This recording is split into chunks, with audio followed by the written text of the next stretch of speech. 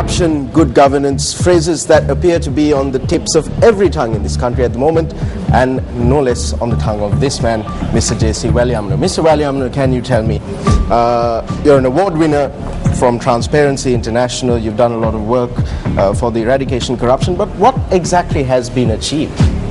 Oh, well, I think corruption has become a main issue, and we have managed to make corruption one of the primary governance issues of the country, and we have mainstream corruption in a very high level.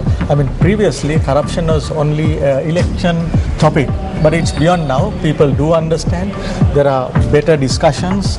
We go into depth of it, and that is how we may be. But how do you measure the tangibility of the achievements that you speak of? Well, it's anybody's guess in a sense, but there has been a lot of tangible measurements. One is that many organizations do speak about corruption, and Sri Lanka has ratified the UN Convention Against Corruption and many other areas. So again, it's a lot of talking, symposiums, forums, a lot of talking. Yeah. What's being done in terms of action? What sort of action has been taken? That is the issue here. In fact, people do fight corruption, but unfortunately there is no commitment by the government and other sectors to fight corruption. One thing is people do talk about it, then it becomes a major issue.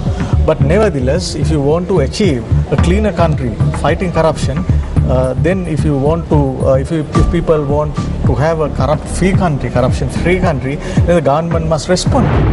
So you're saying that the government needs to respond, but if the people are not making the government respond, don't you think that's a failure on the part of civil society in getting people to get their governments to give a response? Well, you have to understand the nature of governance today.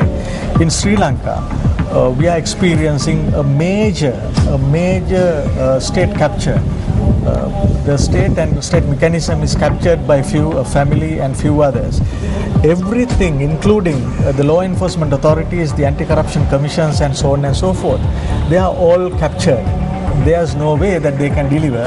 They cannot fight corruption.